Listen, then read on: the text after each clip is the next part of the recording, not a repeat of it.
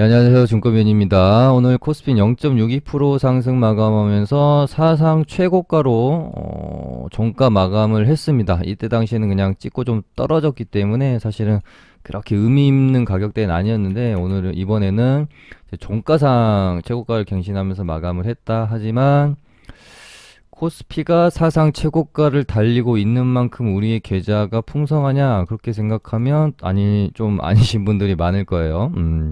저희 이제 저희 리딩방이야 코스피 대형주는 거의 매매를 사실은 안 하기 때문에 그게 상관은 없는데, 좀 많은 분들이 특히 이제 대형주 중에 뭐 삼성전자, 현대차, 기아, 뭐 LG화학, SK이노베이션 이런 종목들에 좀 많이 좀 물려 계신 상태이지 않겠습니까? 특히나 삼성전자에 정말 많은 분들이 지금 지금 아직도 8만 전자에 머물러 있기 때문에 언제 9만 전자, 10만 전자 갈 수 있는지 여부에 대해서 좀 답답함을 느끼고 계실 것 같아요. 근데 지수가 지금 이렇게 사상 최고가를 가고 있는데 삼성전자가 여기서 추세가 무너진다? 이거는 사실 조금 있기가 힘든 일이지 않겠습니까? 아무리 못해도 최소한 행보는 해줄 거고요. 아마 적당한 때가 되면 아마 상승을 시켜줄 거라고 생각을 합니다. 일단 한 5, 6개월 정도 가까이 조정 구간으로 들어가고 있는데 제가 봤을 때는 거의 다 온 것 같습니다. 계속 이 어떤 수렴의 구간에서 추세는 깨지지 않고 그냥 어떤 변곡점들에서 무너질만 하면 한번 살려주고 무너질만 하면 또 양봉 하나 뽑아주면서 꾸역꾸역 추세를 조금씩이라도 돌려나가지 않겠느냐, 그렇게 좀 보고 있기 때문에 너무 걱정하지 않으셨으면 좋겠어요. 그리고 최근에 현대차랑 기아랑 자동차 섹터 쪽은 그래도 고개를 좀 많이 들고 있는 상황이잖아요. 시장에 주도 섹터가 없다라고 하면 결국에는 이제 순환매가 계속해서 돌면서 지수를 끌고 나갈 수밖에 없겠죠. 그렇기 때문에 시장 참여자들 모두가 이때처럼 즐거워하면서 환호를 터뜨릴 수 있는 상황은 아니지만, 그래도 하락하는 것보다는 낫지 않겠습니까? 더디 가더라도. 그렇게 좀 생각을 하시면 될 것 같고, 코스닥도 1000포인트 근처에서 물론 조금 저항이 있을 수도 있고 꾸역꾸역 그냥 이런 식으로 조금씩 변동성 죽여가면서 조금씩 그냥 돌파를 해줄 수도 있고요. 코스피가 사상 최고가를 달리고 있는 상황이기 때문에 코스닥도 맞고 과한 조정이 나오기보다는 조금씩 꾸역꾸역 돌파를 해내지 않을까, 그렇게 보고 있습니다. 어제에 이어서 오늘도 박수가 한번 나와야 되지 않겠습니까? 어제 관심 종목으로 좀 정확히 딱 이것만 찍어서 제가 드린 건 아니지만, 그래도 제가 그렇다고 해서 방송을 하면서 우후죽순 모든 종목을 다 좋게 말하면서 그렇게 말씀드리진 않잖아요. 그래도 적당히 좋은 눌림목이 나왔다, 이런 식으로 제가 좀 어느 정도 그래도 매수할 만한 자리들이 나오면 힌트를 드리기 때문에. 그리고 이제 조금 아쉬운 것은, 이제 저희 리딩방은 어저께 자연광경을 종가 베팅을 해서 샀어요. 근데 이 장이 끝나고 나서 방송에서는 이제 관심 종목을 드릴 수밖에 없는 거기 때문에, 사실상 제가 방송에서 말씀드린 종목을 다음날 만약에 그런 종목도 이제 시가가 좀 뜨고 이래 버리면, 그러니까 어제 시간에서 한 2%인가요? 좀 뜨긴 했었는데 공략하기가 쉽진 않죠. 그래서 저희 이제 리딩방도 보면은 항상 종가 베팅을 거의 좀 많이 활용을 해요. 오후장 들어가지고 시가 베팅은 거의 하지 않습니다. 어려워요. 시가 베팅은 참 어렵고. 아무튼 자연광경을 저희도 어제 종가 베팅해서 오늘 꽤 잘 먹고 매도를 했습니다. 어제는 고려시멘트, 오랫동안 제가 열변을 토했었던 고려시멘트가 상한가를 갔었고 근처까지 갔었죠. 오늘은 자연광경이 저희도 이제 상한가를 다 먹지 못했는데, 이거 이제 저희 이제 회원님들께는 제가 많이 말씀드리지만 물론 절반은 변명이지만, 저는 솔직히 상한가를 먹는다, 물론 이제 수익 자체로는 좋을 수 있겠지만 웬만한 고수가 아니라면 너무 과한 어떤 큰 수익이 매매에 좋은 영향을 주느냐를 생각해 봤을 때 저는 아닌 경우가 훨씬 많다라고 생각을 해요. 어찌됐건 이런 어떤 저한테 이런 도움을 받는 우리 회원님들은 고수 분들은 사실은 좀 없고 거의 이제 초보분들, 중수분들 조금 어떤 어려움을 겪고 계신 분들이 많기 때문에 일단 상당히 큰 수익이 나게 되면 그 후로 이상하게도 매매가 조금 꼬이는 경우가 많이 발생이 되어져요. 이 단기 매매, 단기 수익 매매라는 것은 항상 저도 뭐 말씀드리지만 내가 아는 영역만큼만 먹고 나와줘야죠. 내가 아는 영역을 벗어나서 먹으려고 욕심을 부린다는 것 자체가 이 욕심이 들어오는 순간 매매는 꼬일 수밖에 없게 되는 것입니다.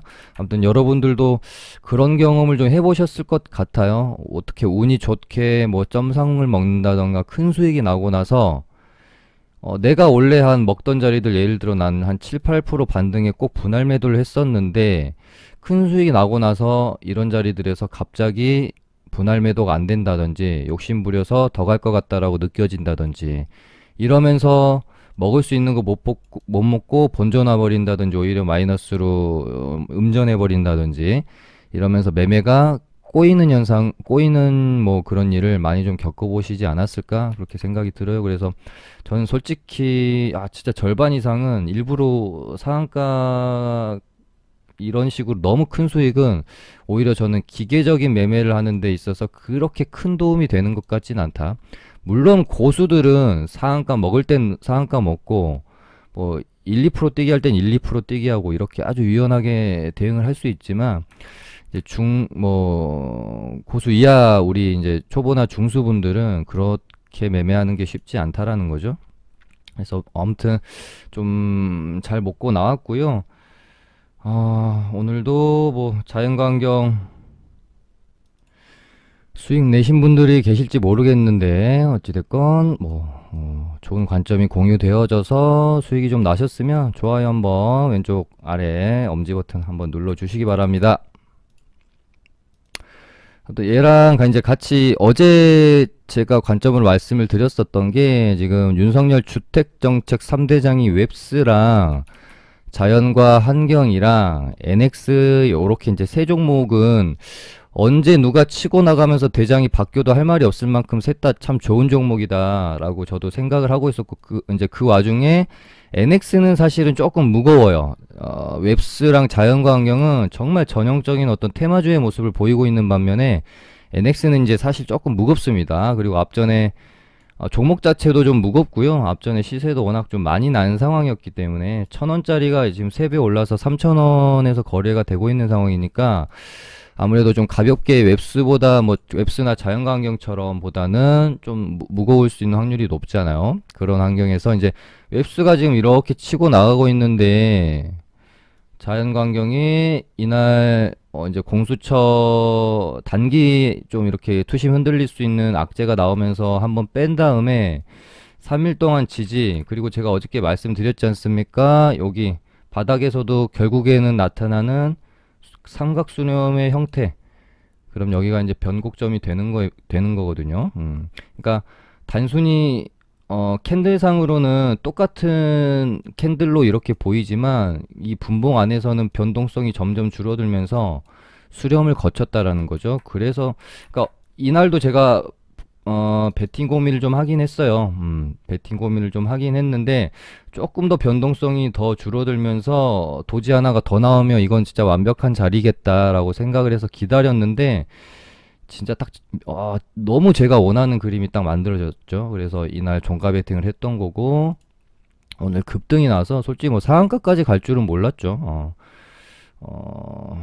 저희도 이제 시원하게 수익을 잘 내고 나왔던 지금으로서 지금 시장에서 강한 테마가 그렇게 많지 않습니다. 한번 이제 뭐 물론 오늘도 원전 테마 강했지만 어떤 기술적 반등의 영역 이기 때문에 한참 그 강했었던 뭐 원전, 전선주, 뭐 윤석열 다 같이 이렇게 뒤엉키면서 강했던 시장은 이제 한 템포 좀 지나가는 분위기고요. 지금은 결국에는 윤석열 인맥 테마주랑 뭐 정책 테마주 요렇게 정도가 시장에서 가장 좀 뭐 매매할 수 있을 만한 정도의 테마인 것 같은데 지금 어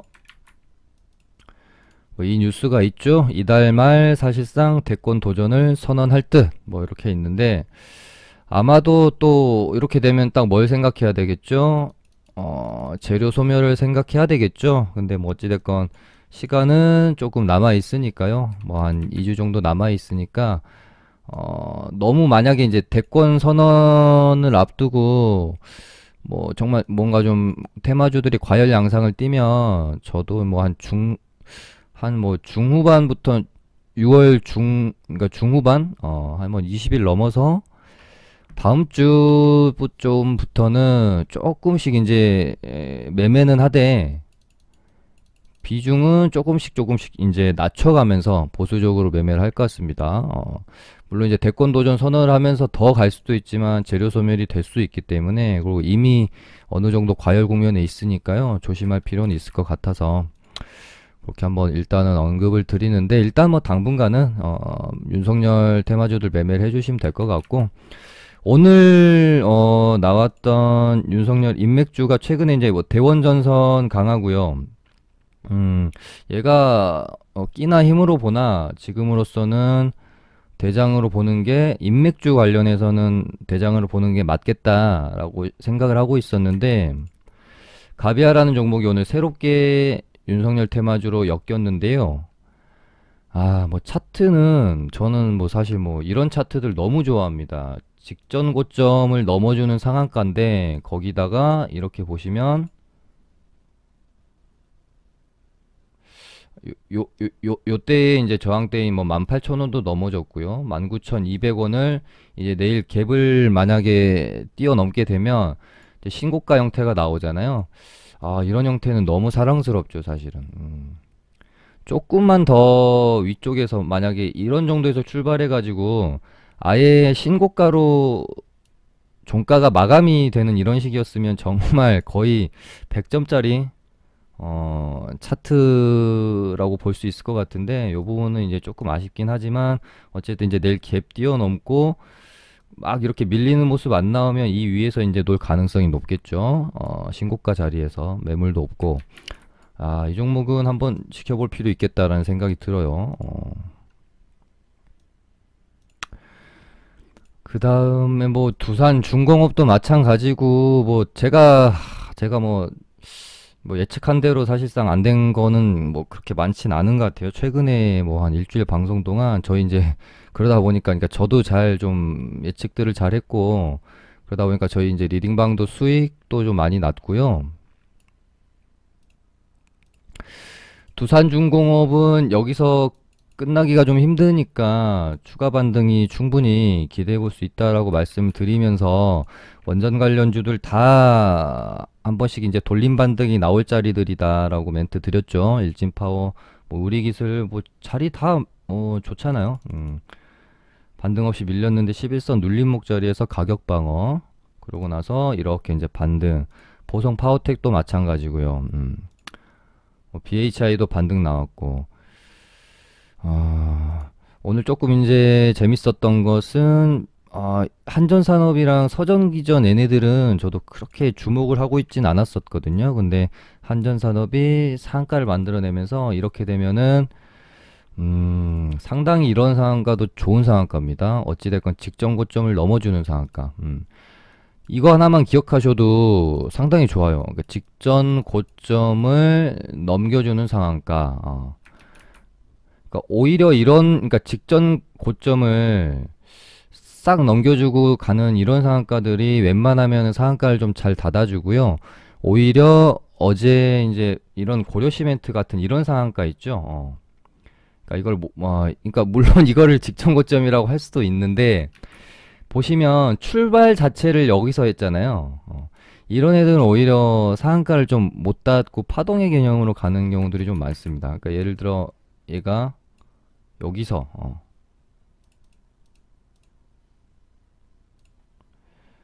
여기서 이렇게 가면서 상한가를 만들어내면 이런 식으로 이제 넘겨주는 거니까 그러니까 이걸 어떻게 생각해 봐야 되냐면 얘가 여기서 상한가를 간다 그러면은 뭐 흔히 이 상한가를 보내는 주체의 평단 자체가 사실은 이쯤이라고 보면 여기서 이미 수익권인 상태에서 상한가를 보내고 있다라는 것은 언제 털어도 충분히 충분한 이익을 내고 나올 수 있는 자리라는 의미가 되겠죠. 근데 오늘 아까 이제 한전산업 같은 경우를 보면 얘네들이 여기서 그러니까 이 만원 구간을 넘겨놓고 여기서 만약에 상한가를 가네마네 하고 있다라는 똑같은 상황이었을 때 고려시멘트랑 한전산업이랑 그랬을 때 이 직전 고점을 이제 간 넘겨놓은 상황이라면 얘네들이 요거 간 넘기고 이거에서 털어먹으려고 상한가를 보내지 않고 여기서 턴다. 고려시멘트랑 비교해봤을 때 어떻게 좀 생각이 드시는지 한번 좀 고민을 해보시기 바랍니다. 고려시멘트가 여기서 상한가를 가네마네 하고 있다. 근데 이런 자리들은 저는 사실 조금 뭐 예를 들어 뭐 내가 상따를 하더라도 조금 보수적으로 좀 할 것 같아요. 근데 한전산업 같은 이런 자리들은 이제 여기 직전 고점 막 나놓고 굳이 이렇게 넘겨놨으면은 다음날 뭐 갭이라도 높게 띄워놓고 이런 정도에선 팔아야 그나마 여기서 작업한 어떤 뭐 평단에 대한 뭐 이익률이 좀 나오지 않겠습니까? 뭐 그런 식으로 제가 항상 강조드리는 게 상한가를 볼 때 직전 고점을 넘겨주는 상한가가 좋은 어떤 흐름을 가져가는 경우가 참 많다라고 뭐 예전에 방송에서도 좀 많이 언급드렸던 것 같고요. 아무튼 뭐 원전 관련주들도 다시 한번 조금 순환매 개념으로 그러니까 기술 이런 식으로 예를 들어 뭐 우리 기술이나 뭐 일진파워처럼 얘네들만 이렇게 반등 나오고 끝나면 추가적으로 공략을 해야 될지에 대해서 조금 의문이 들 수밖에 없어요. 왜냐하면 시세 한번 내고 기술적 반등 나오고 이렇게 죽을 수도 있으니까. 근데 한전산업 뭐 이런 애들이 상한가 마감을 해주고 장대 양봉을 마감을 해준다. 이러면은 또 얘기가 좀 달라지죠. 원전이라는 테마 자체가 다시 살아나는 거죠. 한번 올랐다가 이제 죽었다가 다시 살아나는 거기 때문에 조금 더 마음 놓고 눌림목이 나왔을 때 종목별로 공략을 해볼 수가 있게 되는 거겠죠. 순환매를 좀 노려보면서요. 근데 원전 테마는 다행이다. 지금 뭐 윤테마 이외에 별로 시장에서 매매할 게 없었는데 원전이 좀 다시 살아나 주니까요. 그나마 좀 다행이다라는 생각이 듭니다. 그 다음에 뭐 대한전선도 그렇고 뭐 대한전선 제가 이제는 그만한다고 그랬는데 두산중공업이랑 대한전선을 거의 뭐 한 5일, 6일 동안 계속 다뤄드렸더니 아무튼 대한전선은 11선 말씀드렸고 반등이 조금 더 나올 수도 있는 자리다. 뭐 그렇게 멘트 좀 드렸었고 대한전선 저희도 대한전선 수익 내고 나왔고 두산중공업 뭐 눌림 드라 수익 내고 나왔고 이제 추후 자리를 좀 지켜보고 있는 상황이죠. 오늘 두산중공업 추가 반등은 조금 이제 아깝습니다. 저도 이때 한번 들어가서 수익 내고 나오고 나서 제 눌림을 좀 고민하다가 일단 조금 패스했었거든요. 근데 추가적으로 흐름 이제 어떻게 이어지는지 조금만 더 지켜봐야 되겠죠. 반등이 한번 나왔으니까. 대한전선도 마찬가지고 여기서 이제 바로 이렇게 쏠 수도 있는데 한 번 더 이런 식으로 좀 끌 수도 있거든요. 가온전선도 이런 자리들은 사실 좀 난이도가 그렇게 뭐 어렵지 않은 쉬운 눌림목의 자리들이다. 그래서 이제 전선주들은 대한전선이랑 가온전선은 이제 조금 이제 확률적으로는 추가 반등이 나와야 되는 거니까 한 타이밍 좀 지나갔습니다. 확률이 좋은 자리는 지나갔고 이제 저는 KBI 메타를 조금 보려고 해요. 얘가 어찌됐건 이 박스권을 넘겨놓고 거래량 이때 많이 터졌거든요. 많이 터졌고 윗꼬리도 그렇게 길지 않고 근데 여기서 뭐 별로 한 것도 없어요. 별로 한 것도 없어서 추가적으로 좀 이렇게 박스권 행보를 치다가 한 번 정도 더 들어 올려줄지 저도 일단 추적을 하고 있는데 뭐 지금 공략하기는 조금 애매한 것 같기도 하고요. 혹시라도 요 정도 2,800원까지 눌림이 좀 나와가지고 이렇게 좀 안전한 자리를 만들어주면 공략할 만 해볼만 하겠다 그런 생각이 드네요. 요 정도 자리에서는 한번 매수 맥점이 나올 수가 있을 것 같아서 저는 조금 일단 기다려는 보는 그런 종목이고 그 다음에 바로 이거 먼저 좀 다뤄드렸어야 되는데 좀 깜빡했네요. 야, 이거 어제 일요일날 방송에서도 좀 언급을 좀 드렸고 어제 방송에서도 좀 언급을 드렸던 것처럼 이런 어떤 그 리스크가 많이 존재하는 재료를 매매하실 때는 정말 이 재료에 대해서 좀 공부를 많이 하셔야 돼요. 그냥 뭐, 아무튼, 이날 방송에, 어제 방송, 엊그제인가요? 엊그제인가, 이날인가? 아무튼, 엊그제네요. 이날 하림 투매 나온 날. 에서 이제 방송에서 말씀을 드렸듯이 뉴스나 이런 거를 정말 디테일하게 좀 많이 찾아보시고 공부하시고 이 재료의 진행 상황, 거기에 따른 리스크가 어떻게 될 것인지 같은 것들 좀 많이 좀 연구하면서 매매를 해야 어떤 안 좋은 상황들, 큰 손절로 이어질 수밖에 없는 이런 악재들을 맞지 않을 수 있다라고 좀 말씀도 드렸고, 어, 조언도 드리지 않았습니까? 그래서 이날도 제가 이 부분조차도 좀 많이 모르고 계시더라고요.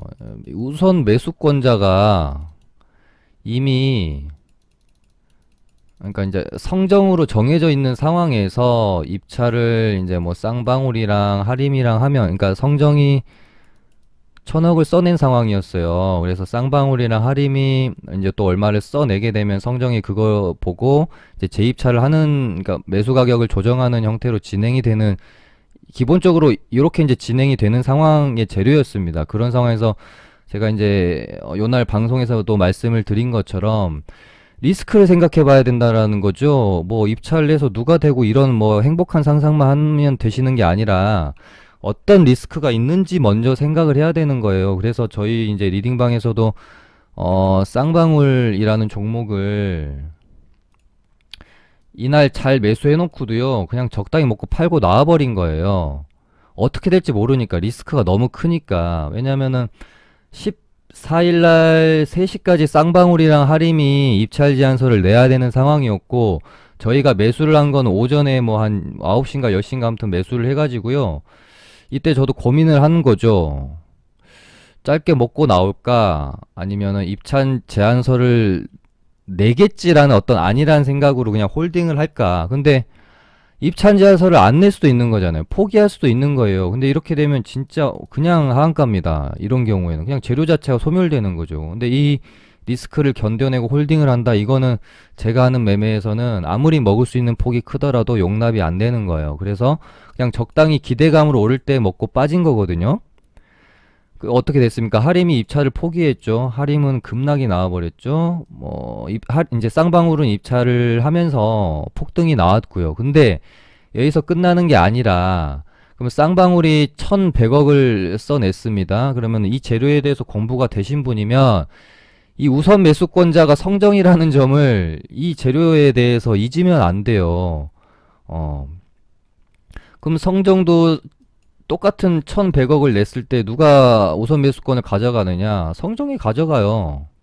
이렇게 되면 쌍방울 또 나가래 아닙니까? 그래서 그 기사가 이제 오늘 아까 좀 나온 것이고요. 뭐 성정이 갑자기 이 상황에서 우선 매수권자인 상황에서 뭐 입찰을 100억 때문에 포기할 일이 있을까요? 아무튼 이런 부분들을 좀, 잘 체크하시면서 이런 재료들은, 리스크가 많이 있는 재료들은, 뭐 특히 뭐 입찰, 뭐 인수, 매각 이런 재료들은 정말 공부가 많이 되어진 상태에서 매매를 하셔야 됩니다. 저희는 이제 이때 매매하고 나서요, 이 매매는 이제 별로 매매 안 하고 싶다라고 해서 안 했고요. 어제도 이제 굳이 매매를 하더라도 이 윗구간에서는 제가 매매를 하긴 좀 위험해 보인다고 말씀드리지 않았습니까? 그렇게 이제 뭐 좀 그런 관점으로 봤으면 고가권에서는 매매를 안 하고 계셨을 거고, 혹시 오늘 뭐 투매가 나왔을 때도 이렇게 이제 투매가 나올 때도 특히 고점에서 잘 뻐기던 애가 갑자기 투매가 나오면 오 뭐야 떨어진다 사야지라고 생각을 하시는 게 아니라 제일 먼저 뉴스 검색을 해보셔야 돼요.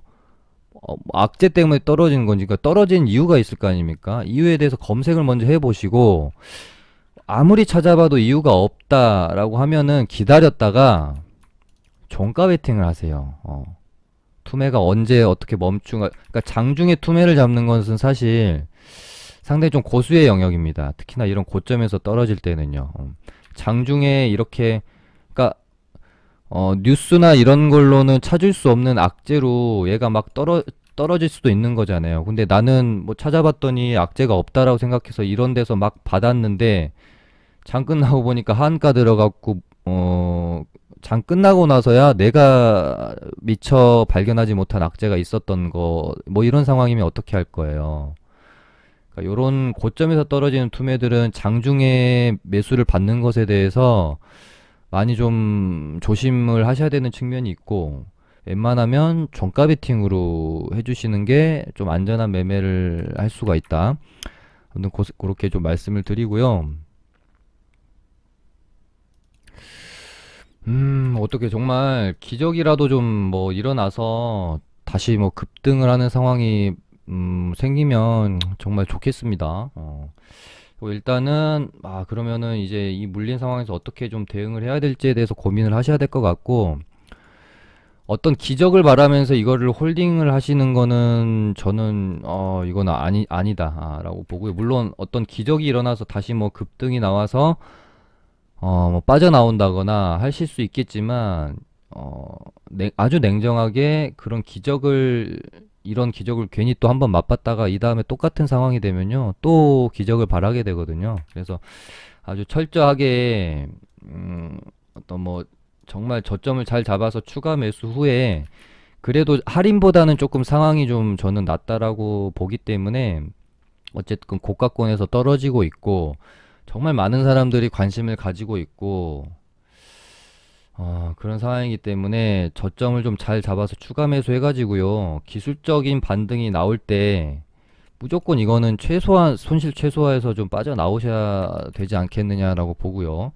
일단 시간의 마감 가격이 975원인데, 일단 추가적으로 좀 더 밀리는 타점이 저는 낫지 않겠느냐 보는데, 그러니까 이게 재료가 살아있는 상황에서 단기적으로 투매가 나온 상황이나 이런 게 아니다 보니까, 만약에 진짜로 지금 성정이 이제 인수를 하게 되면은 이건 뭐 그냥 재료 소멸이거든요. 그냥 곤두박질입니다. 다시 제자리 가는 거예요. 할인이랑 똑같은 겁니다. 700원 가는 건데, 보통의 상황이랑은 조금 달라서 기술적 반등이 얼마나 나올 수 있을까에 대해서도 좀 의문이고요. 그나마 좀 그래 전략을 세워본다면 한 900원, 요 정도 가격에서 한번 뭐 추매를 해봤다가 반등이 안 나고 밀리면 그냥 그때는 미련 없이 좀 손절하는 방향? 그래서 이때 추매해서 정말 혹시 기술적 반등이라도 좀 나오면 손실 최소화해서 나오시는 방향으로 조금 뭐 전략을 좀 세우시는 게 어떨까 싶네요. 그 다음에 기름값이 미쳤습니다. 지금 유가가 70달러까지 돌파하면서 72달러로 마감이 되어졌고, 뭐 어느 곳에서는 뭐 100달러 갈 수도 있다라는 이야기까지 나와요. 근데 뭐 이제 워낙 유가 상승 관련해 가지고는 파동이 여러 번 좀 있었기 때문에 오늘은 뭐 이전보다는 그렇게 이슈를 많이 받는 모양새는 아니었어요. 그래서 한 14% 정도 올랐다가 마무리가 됐는데, 얘도 한 파동, 두 파동, 세 파동 나오고, 이렇게 되면은 여기서 만약에 꺾여버리면 3파동 나오고 쌍봉의 형태가 되잖아요. 그래서 음, 아직 조금 공략하긴 좀 그럴 것 같고, 흐름을 좀 지켜봐야 되겠다, 유가 관련주는요. 그러다 얘가 이제 여기서 꺾이지 않고, 요렇게 하다가 또 어느새 22,500원 고점에다가 또 갖다 놔요. 예를 들어 이런 식으로. 그렇게 되면 이제 여기서 또, 뭐 유가가 예를 들면 한 75달러 또 80달러 이렇게 가면은 파동이 한번 나올 수 있겠죠. 좀 기다렸다가 흐름 만드는 거를 확인하는 게 나을 것 같다는 생각이 들고. 그리고 중앙에너비스는 지금 너무 좀 높은 상황이라서 흥구석유가 차라리 가주면 좋을 것 같은데 얘가 지금 지금 이렇게 계속 맞고 떨어졌던 이 중요한 가격대를 한번 이때 넘겨놓고, 그러니까 이건 뭐 빼버리고요. 잠깐 올라갔다 내려온 거니까. 여기서 한번 돌파를 시켜놓고 재료도 나쁘지 않은데, 흥구석유라는 종목의 어떤 이름값에 비하면 탄력이 그렇게 좋진 않죠. 근데 또 이러다가 언제 어떻게 또 이렇게 가다가 또 뽑아줄지 모르니까 그냥 일단 뭐 아직 접근하긴 좀 그렇지만 차트를 어떻게 만들어 가는지 볼 필요는 있겠다. 그다음에 뭐 CCTV 관련주들도 제가 뭐 요날부터서도 뭐 이전에서도 계속 말씀을 좀 긍정적으로 드렸던 거잖아요. 어찌됐건 이제 뭐 정책이랑 연결되는 어떤 부분이고, 이제 또 법안 뭐 발의가 됐고 뭐 통과에 대한 재료도 있기 때문에 추가적으로 좀 흐름이 만들어질 가능성이 좀 높지 않겠느냐, 그렇게 이제 저도 봤거든요. 요렇게 박스권으로 진행이 되다가 요렇게 갔다가 뭐 이렇게 가다가 뿅 하고 돌파할 수 있는 그림을 머릿속으로 이제 그렸던 건데, 일단 말씀드린 대로 딱 박스권 상단까지 왔다가 여기서 맞고 일단은 조금 부침이 있죠. 살짝 뭐 이런 식으로 눌렸다가 이렇게 떨어지면은 얘 나가리인데, 얘가 여기서 좀 밀리는데 여기 또 박스권 상단의 중간값을 훼손하지 않고 이 위쪽으로 또 이런 식으로 또 방향을 튼다. 그러면은 이거 돌파로 가는 모양새니까 얘도 뭐 계속해서 지켜볼 필요가 있겠고요. 그 다음에 뭐 11일날 상한가가 좀 나왔다가요, 거래량 두 번 터지고 일단 이틀 동안 급감하면서, 거래량이 급감하면서 조정 구간에 들어가 있는데, 얘도 어찌됐건 첫날 상한가 1일차에 저점 구간은 훼손하지 않고 요렇게 일단 진행이 되고 있다라는 점은 괜찮다. 근데 이때 당시에 이제 컨텐츠 투자 재료랑 디즈니 플러스 계약 재료랑 LG랑 이제 합병 이슈 때문에 여러 가지 좀 복합적으로 괜찮다고 하는데, 일단 합병은 뭐 사실 무근이다라고 좀 공시가 나왔고요. 그러면 남은 것 중에 좀 파격적일 수 있는 게 디즈니 계약 정도일 것 같은데, 이것도 사실은 시장에서 좀 많이 캐캐 묶은 재료이기도 하고 그래서 차트랑은 다 좋아요. 근데 조금 재료가 불분명하다는 점이 비중 베팅하기 조금 힘들겠다라는 생각. 일단은 요 1일차의 저점 구간에서 지지를 받는지, 이 지지 받고 다시 이렇게 박스권을 만들어 가는지 깨는지, 요 부분을 좀 봐야 될 것 같고요. 그다음에 뭐 고려시멘트도 뭐 상한가는 못 갔는데 일부러 좀 이렇게 가는 경우도 많아요. 상한가 좀 안 가고 깼다가 이런 식으로. 얘도 이제 뭐 단기 과열 때문에 조금 가격적으로 눌림이 나올 수도 있을 거는 같아요. 그래서 이제 단기 과열이 있으니까 물론 이제 올려 쳐놓고 단기 과열을 일부러 들어갈 수도 있겠지만, 좀 조정이 이렇게 나왔다가 갈 수도 있으니까요. 약간 움직이는 거는 약간 NX랑 이렇게 좀 비슷하게 움직이지 않을까? 근데 얘도 요날 이 흐름은 없는 흐름이라고 봐야 되는 거예요. 이제 원래 얘가 생각했던 것은 그냥 여기서 아마 여기를 크게 훼손은 하지는 않고 여기서 그냥 이렇게 움직이다가 한 번 더 쳐줄 모양새였을 거라고 저는 생각을 합니다. 근데 요날 이제 악재 때문에 잠깐 투매가 나왔었던 거니까 아마 고려시멘트도 NX랑 좀 비슷한 움직임을 가져가지 않을까 하면서 좀 보고 있어요. 네, 오늘은 뭐 이제 소수 종목, 소수 테마에 대한 이야기가 좀 길었고요. 이렇게 해서 좀 맞춰보도록 하겠습니다. 감사합니다.